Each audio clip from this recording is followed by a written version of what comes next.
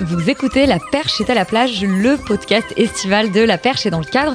Aujourd'hui, je suis avec Laurent, Félix et Alban. Alban pour parler de ton film. C'est John From de João Nicolau. Est-ce que je l'ai bien prononcé ? À peu près, oui, ça ira très bien. On écoute la bande-annonce. O John From gosta da Rita? Se calhar não gosta da Amarelo. Parece uma virgenzinha a falar. Se eu te parecer assim. Film d'été, donc c'est John From. Alban, est-ce que déjà tu veux nous dire de quoi ça parle, même si on l'a tous regardé évidemment pour en parler avec toi ? Ça raconte l'histoire de Rita, qui est une adolescente de 15 ans. Du coup, pas la nôtre, vraiment. Non. Oui, pas la Rita de La Perche est dans le cadre, c'est pas un... Mais ça se passe en 2015, donc peut-être que Rita en 2015... peut-être 15 ans. Elle avait 15 ans. Elle avait 15 ans en 2015, elle est de 2000. Écoute, Donc, Finalement, un film avec mais elle d'autres est pas portugaise. mais elle n'est pas portugaise. Et en fait, Elle est Rita marocaine. et une copine, Sarah, passent leurs vacances à Lisbonne, dans un immeuble de Lisbonne en périphérie de la ville. Et elle s'ennuie, il fait chaud, ils mangent des glaces. Et il s'avère qu'un nouveau voisin vient d'emménager dans l'immeuble. Un voisin plus âgé qui a 2 enfants ou un enfant en bas âge. Une petite fille en bas âge. Et Sarah va... Rita, va tomber amoureuse va fantasmer un amour avec ce voisin. Et se mélange à ça une sorte d'envie d'ailleurs avec des décors d'îles en Mélanésie, je crois, au cœur du Pacifique. Enfin voilà, c'est une sorte de film un petit peu... Expo, ouais. Qu'elle voit dans une expo, il y a une sorte c'est un film un petit peu expérimental, ça mélange énormément de styles, il y a des sortes d'envolées lyriques, visuelles, des sortes de recherches vraiment esthétiques, et en même temps ça raconte une histoire de naissance de désir à la fois sensuel et amoureux.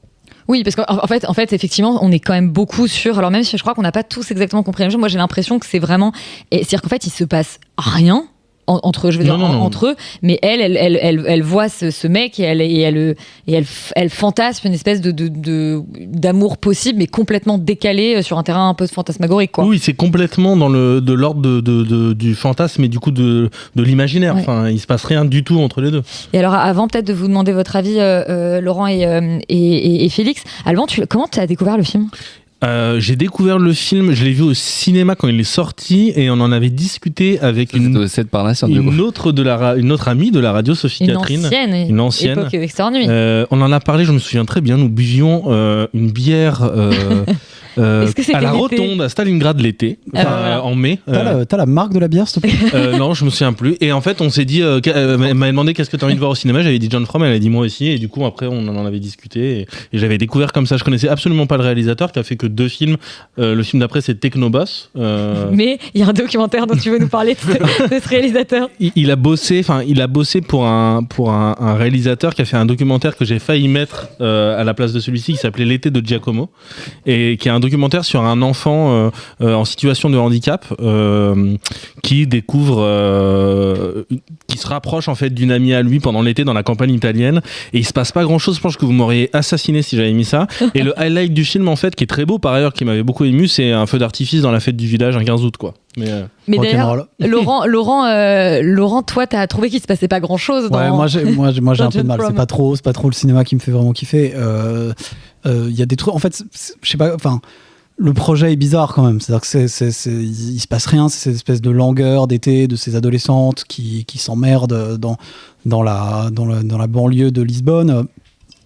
Et à la fois, enfin, je trouve ce projet-là marrant mais un peu limité, et je trouve que derrière cette espèce d'histoire d'amour que j'ai un peu de mal à suivre et à comprendre. On avait dit on casse pas les films. Ouais. Non, mais, en fait, ce que je veux dire, moi, je vais le défendre. Ce que je veux dire, c'est que je trouve pas ça scandaleux, tu vois. Je trouve pas ça scandaleux, c'est-à-dire je trouve pas ça vraiment mauvais et tout. C'est juste que ça me parle pas parce que c'est bizarre en fait volontairement, et que ça rentre dans un truc, comme tu l'as dit, assez expérimental et très très métaphorique, je pense, auquel moi j'accroche pas du tout. Mais dans l'absolu, c'est pas comme si tu nous avais sorti un truc scandaleux. Tu nous as pas sorti Cinéman, quoi. Enfin, ça reste un truc qui est du cinéma, mais c'est juste pas trop mon cinéma, moi, quoi. Mais c'est rigolo. Enfin, je comprends, parce que c'est vrai qu'il y a un truc peut-être de lenteur et machin, mais je trouve qu'il y a un côté presque Wes Anderson un peu dans le. Je sais pas, il y a une forme de c'est assez figé, ça peut être très... En termes de cadre, tu parles? Ouais. Même très travaillé, il y a un côté un peu artificiel en fait par moment.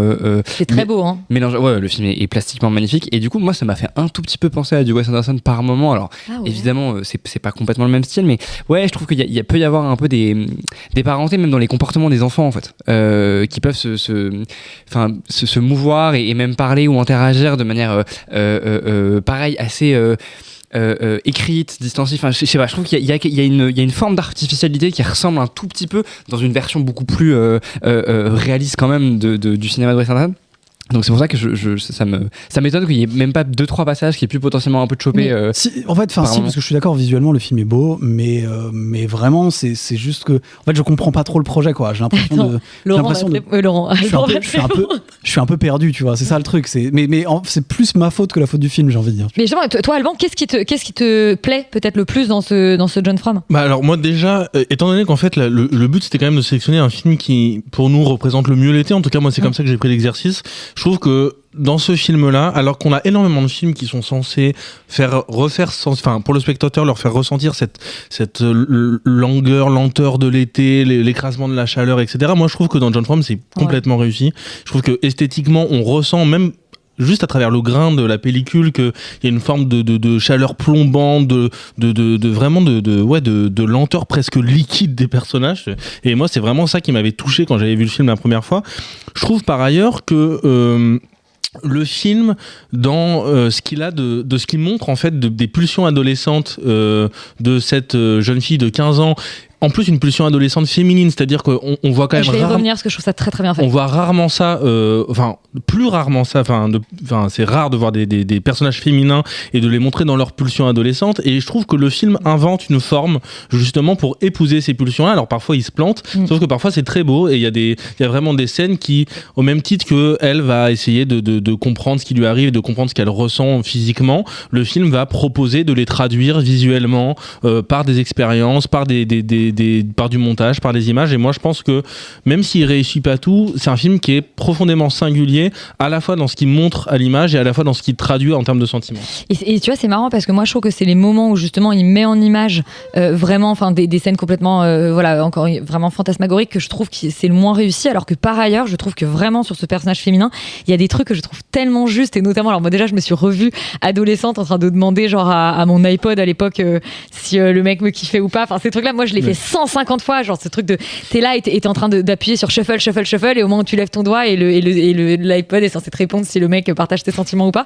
Donc je trouve qu'il y a des trucs très justes, et surtout je trouve que cette espèce de désir pour ce mec, il a quelque chose de très médiocre, c'est-à-dire qu'il est ni beau ni laid, elle le connaît pas, enfin il la connaît pas non plus, et que ça, et en même temps elle est là, elle sait comment s'appelle sa fille, elle lui dit le prénom de sa fille au supermarché, ce qui est hyper bizarre, elle va quand même le retrouver dans une réunion de syndic. Enfin, il y a un truc vraiment quand même un peu fou, et moi c'est là que le film m'a chopé, c'est dans les moments où d'un coup elle va à une espèce de réunion de syndic de copropriété où tu te dis mais elle a quand même mieux à faire, mais en fait elle est là, donc elle entend tous les voisins qui sont en train de se plaindre qu'il y a des gamins qui taguent, des trucs, etc. Mais elle est trop contente parce que c'est un moment partagé avec ce mec et qu'il n'y a pas 40 opportunités.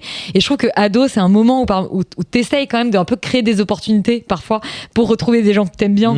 Et ça, je trouve que c'est hyper juste, et c'est un truc que je trouve qu'on voit pas tant, et il y a assez peu de teen movies. Je sais, quand on avait parlé, il y a assez peu de teen movies du point de vue féminin, même si en France, étonnamment, il y a la Boom et LOL quand même qui sont peut-être les deux plus connus, avec les beaux gosses côté masculin. Oui, mais ça montre pas c'est moins dans la pulsion adolescente. Ouais. Et là, je trouve qu'il y a vraiment ça qui est très juste, et du coup, ce truc effectivement d'y aller sans y aller, d'essayer de se faire remarquer parce que tu vas pas y aller franco, etc.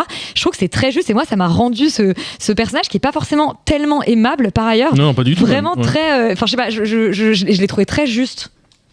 Ouais, moi je pense que ça tient beaucoup à l'actrice aussi. Ouais, pour le coup, je me suis comédienne. vraiment dit, tu mets une autre actrice, ou tu mets d'autres comédiens, je pense que le film peut s'effondrer. Et elle, je crois qu'elle s'appelle Julia Pala, et elle est vraiment vraiment hyper impressionnante, et je trouve qu'elle réussit bien dans son jeu il y a une vraie pudeur déjà dans les cadres, parce que on est rarement en très gros plan. Enfin, il y a pas quelque chose d'intrusif effectivement. C'est-à-dire que s'il y a quelque chose de très expressif, ça va être par un côté un peu fantasmagorique ou machin.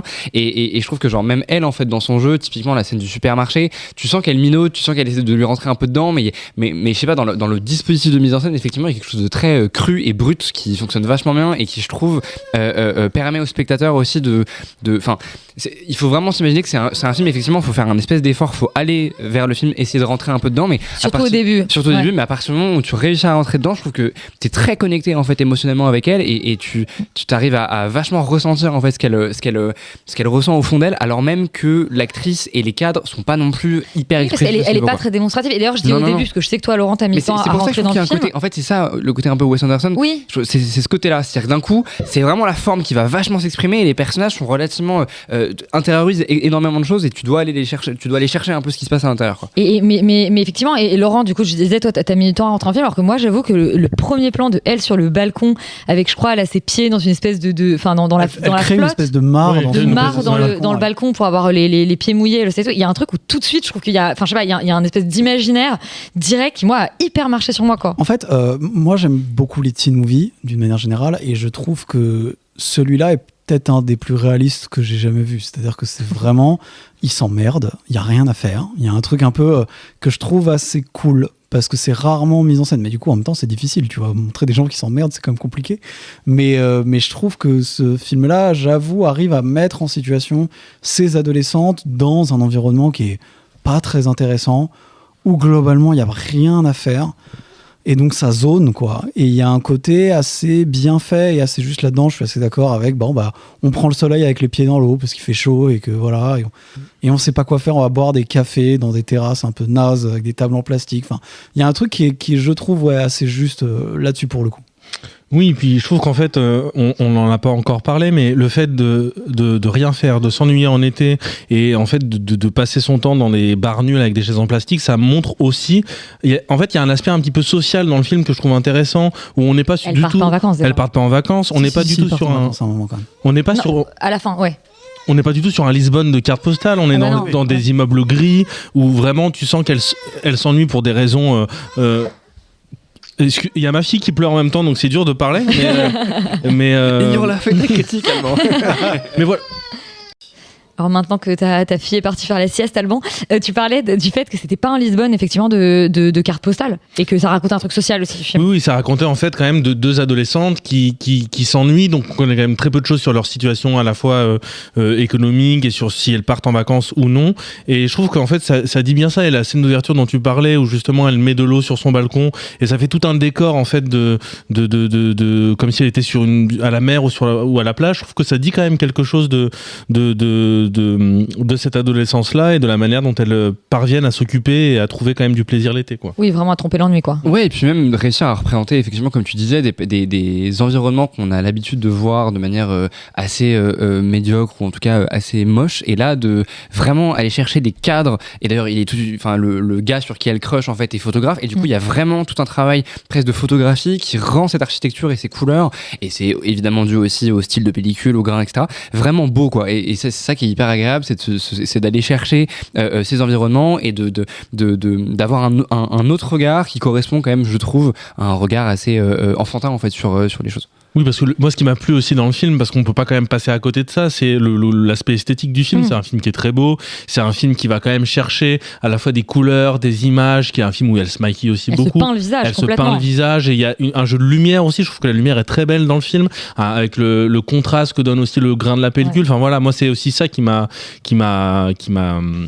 eu en fait, qui m'a attrapé dans le film, qui m'a accueilli. Et des images qui sont effectivement, parce que comme on est apparemment dans son imaginaire, moi il y a une image à la fin où l'endroit, la banlieue dans laquelle elle est, d'un coup devient complètement végétalisée. Enfin, il y a effectivement des images comme ça que je trouve assez insensées. Mais toi, est-ce que le cinéma portugais, c'est un cinéma que tu connais bien ou... Non, c'est un cinéma que je connais. En fait, que je connais peu. Je pense qu'on connaît peu aussi en France. En France, on connaît quand même très très bien Michael Gomsch. Oui, Michael Gomsch. Grand Tour pour moi est un chef-d'œuvre. On s'en souvient. Mais oui. C'était pas dans tes flops de l'année dernière, ça? Si, c'est le numéro 1. Mais Miguel Gomsch, par ailleurs, qui avait fait ces trois volets des 1000 et une nuits que j'avais adoré, et d'autres films que j'ai beaucoup aimé, mais c'est un cinéma qu'on connaît moins, et alors qu'il y a quand même des grands réalisateurs. Et là, c'était aussi pour ça que je l'avais mis, parce que ça donnait aussi d'autres films, d'autres images et d'autres imaginaires aussi de ce qu'on peut attendre l'été. Qui est d'ailleurs, comme tu l'as dit, je pense, un vrai film d'atmosphère et qui a un truc qui a dû marcher sur toi quand tu l'as vu au Cinoche. Ouais, complètement. C'est ça le truc, c'est que en effet, cette atmosphère-là, cette langueur, je l'ai rarement vue aussi bien mise en scène que dans ce film-là. D'autant que je suis d'accord que la chaleur, en fait, on la sent. La chaleur, on la sent, et c'est vrai que dans l'absolu, c'est pas simple toujours de le faire de manière crédible, c'est-à-dire que sans foutre une espèce de filtre orange pour faire genre il fait chaud. Ouais, complètement. Et du coup, ce réalisateur, donc il a fait un deuxième film après ça et ensuite il a un peu disparu. Je crois qu'il a pas fait grand-chose. Effectivement, je me demande s'il est pas en projet. J'avais vu des annonces comme quoi il était peut-être en train de réaliser un film ou un film devrait sortir. Je crois qu'il a bossé dans des équipes techniques de films, mais voilà, c'est tout. Non, il a rien sorti. Et ce film d'ailleurs, il est disponible quelque part. Comment on peut le conseiller, parce que nous on l'a regardé de manière d'une légalité discutable. D'une légalité discutable. Je pense qu'on peut le trouver en VOD. Il me semble, moi, je crois qu'il a été édité aussi en DVD, mais on peut le trouver en VOD sur Univers Ciné, j'imagine. Est-ce que toi, c'était ton adolescence, cette langueur et cet ennui ou pas Non. C'est pas à ce point-là. En fait, c'est pas un film qui me rappelle mon adolescence, mais c'est un film qui, je trouve, montre une autre adolescence qu'on a moins l'habitude de voir au cinéma. Eh ben, on vous conseille de découvrir donc ce John From, disponible effectivement donc en VOD, et peut-être qu'un jour on parlera plus largement du cinéma portugais. Qui sait. Bonnes vacances.